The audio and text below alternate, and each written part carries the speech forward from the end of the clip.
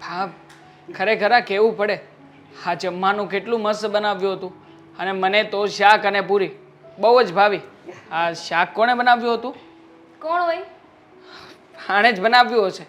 ખરેખર હાના હાથોમાં તો જાદુ છે, જાદુ. મમ્મી, તમે એક વસ્તુ નોટિસ કરી? આ મેરેજની વાત આવીને તો જીજુ લાલ લાલ ટમેટા જેવા થઈ ગયા છે.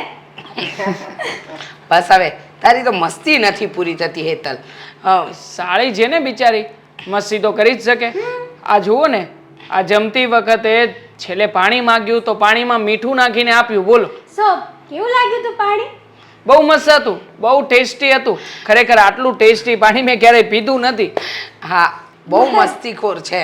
મેરેજ પછી મારા દીદીને કહેજો કે આવું પાણી રોજ પાય, હો ને દીદી? દેવાંગ, ચિંતા ના કરો, તમે જશો ને પછી એ વાતનો બદલો હું લઈ લઈશ. Thank you. સાચું કહું રીચાબેન, અમે લોકો નસીબદાર છીએ કે દામિની અમારા ઘરની વહુ બનશે. રોજ નત નવું ખાવાનું મળશે અને મારું વજન વધી જશે. અરે રસોઈ બનાવવામાં તો બહુ પારંગત છે અને આ ખાવામાં.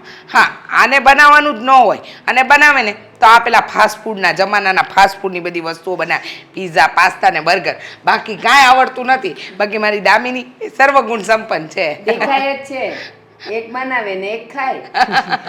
ચિંતા કરવાની જરૂર નથી. આ લગ્ન પછી મારી સાળીનો રોલ હું નિભાવીશ. મતલબ કે હું ખાઈશ લગ્ન પછી. દેવાંગ, એવું થોડી હોય. ખાવાનું બને ને છે ને તો તમારે પણ મદદ કરવી જોઈએ. કરીશ ને, હું પણ હેલ્પ કરીશ. ચિંતા નહીં કર. ઓફિસેથી વહેલા આવી જઈશ ને તો હું પણ બધા જ કામમાં તારી થોડી ઘણી મદદ કરી આપીશ. બસ. વાહ, એટલે મારી દીકરી તો બહુ લકી ને કે એને કયાગ્રો વર મળે છે. દીદી, જીજુ, ઓલી વખતે તમે કીધું હતું કે મૂવી જોવા લઈ જશો, લઈ તો ન ગયા. હવે આ વખતે ક્યાં લઈ જવાના? લે. ક્યાંથી લઈ જાય? અમે બંને જઈ આવ્યા હતા ને મૂવી. તમે બંને જાઓ, હું તો બાકી હતી ને. મને ખબર છે આ જીજુને ખર્ચો કરવો પડે ને એટલા માટે ને. રાઈટ વાત છે. આ મારી સાળી જો આપણી સાથે આવશે ને તો અમારા બંનેનો ખર્ચો પણ એ જ આપશે. આ કાંઈ નહીં, જો કેટલા ચીંગુ છે જુઓ તો ખરા બા. આ કમાય છે, નોકરીએ ચડી ગયા છે, પણ છતાંય આ પૈસા આપવાની વાત આવે એટલે હું નહીં આપું. કેમ? ના જ આપું ને. મારા આટલા હેન્ડસમ જીજુ છે, એમને પૈસા આપવાના હોય, મારે નહીં. આ બંનેની વાતમાં છે ને પડાય એવું જ નથી. કોઈને સાથ ના આપી શકીએ આપણે. હા, નહીતર એક હાર નહીં માને ને એક જીત નહીં માને. આ બંને એકબીજાને સમજશે જ નહીં. એવું નથી મમ્મી. બાકી હું તો છે ને રાજી ખુશીથી રહેવામાં માનું છું. આ જીવનમાં હસી ખુશી, થોડુંક ક્યારેક રડી લેવાનું, ક્યારેક બોલી નાખવાનું, આ બધા જ ગ્રહો હોવા જોઈએ. હા હા, હવે મેરેજ પછી રડશો તમે. ચાલ, તું છે ને માર ખાવાની છે.